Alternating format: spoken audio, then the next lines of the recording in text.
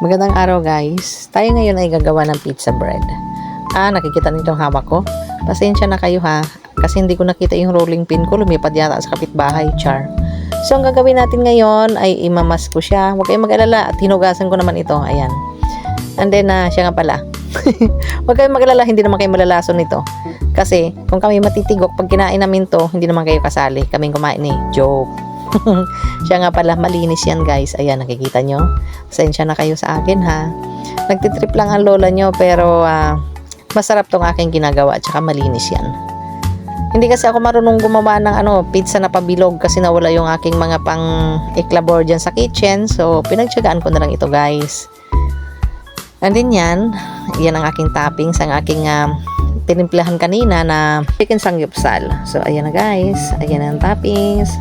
At masarap ito. Malinis ang aking paggagawa. Huwag kayong mag-alala. So wala akong balak na lasunin yung sarili ko. At saka yung mga kakain. So yan, nilagyan ko na siya ng maraming mozzarella cheese. Guys, follow me for part 2. Bye-bye. Hello guys, again. Welcome sa part 2. Ito na, niroll ko na siya. And then yan, nakikita niyo yung hawak ko na yan. Yan yung aking marinate kanina. Ang bango-bango niyan. Yan, gagawa pa ko ulit ng isa pa. Kasi para isang bake na lang. Ay, sumama pang ketchup visit. Ay, ang taki pala. Joke lang guys. Hindi siya kasama. Gusto niya sumali. Hindi nga diba? So, eto na. Lalagyan ko na siya ng mga toppings. And then yan. Ang ating minarinate kanina. Masarap yan guys. Nagustuhan niya ng aking mga pamangkin. So, sila din naman ang kakain nito. Kaya, habang ginagawa ko to, tawa kami ng tawa. Yan, munti pang sumama lahat. Pero masarap ang kakalabasan nito. Huwag kayong mag-alala. Kung gusto nyo palang umorder, siyempre, ilalagay ko na lang sa link ang presyo. Ayan. So, mama ang maraming mozzarella. Gusto niya magpa-overload. Ayan. Sige. Masa pa more. And then, soon to bake. Diba? Nakikita nyo yung hawak ko.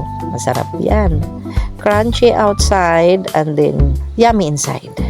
Thank you for watching. Follow for part 3. Bye-bye. Hello guys. Welcome my part 3.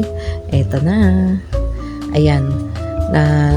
Nagawa ko na sila lahat. And then binabrush ko na yung egg.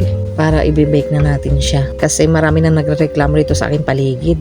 Nagugutom na daw sila. And then excited na silang tikman ang aking ginawa na pizza bread. Isasalang na natin siya sa oven. Sa 180 degrees para siya ay maluto na. And then, we are just waiting. Ayan, nakikita nyo? Crunchy outside and very soft and yummy inside.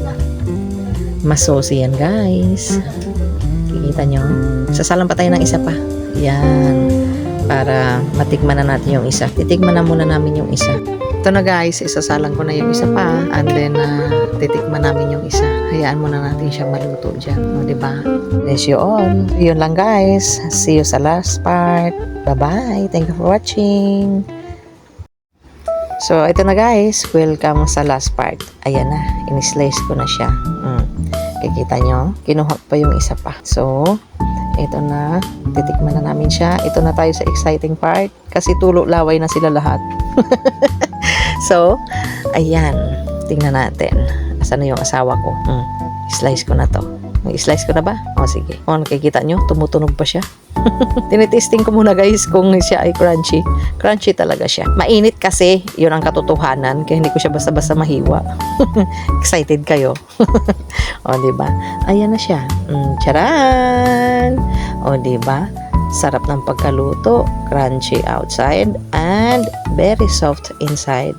Tapos juicy siya. Ayan guys. Tulo laway na yung pamangkin ko dyan kasi paborito niya yan. Shout out pala sa aking editor at pinakamagaling na tiga-edit na aking anak. Alam na niya kung sino siya. Love you, Nini. Ito na. Itong dalawang hiwa na to talagang para to sa kanya. Kasi kanina pa siya naglalaway at nagrereklamo. Kahit naiinitan si mami, sige lang. Sige. Para yan sa yung dalawang slice na yan. And then, papipiliin ko ng aking asawa. Ayan, nakikialam talaga siya. Ayun, no, nakikita nyo. Nangingisay na siya, hindi pa niya natitikman. Sarap na sarap yan, guys. Naglalaway yan. Oh, alam niyo ba kung anong ginawa niya? Ito daw ang kanya. Ito daw ang kanya. Alam na alam niya kung saan talaga ang overload ng machisi. Ayan, o, di ba? Hindi na nakatiis. Nagtamos-tamos na siya giatay man, oy. Ayan, sige lang dong. O, sige, budoy. Buhi ka pa, budoy. Sige, o, sige. O, hindi niya makain, guys, kasi mainit. O, sige. O, tumayo at kumuha ng panghiwa. Ayan, ako munang titikim. Yummy. O, di ba? Oh, masarap, guys. Hindi naman ako nalason. Please subscribe and follow my channel. I love you all. Bye-bye.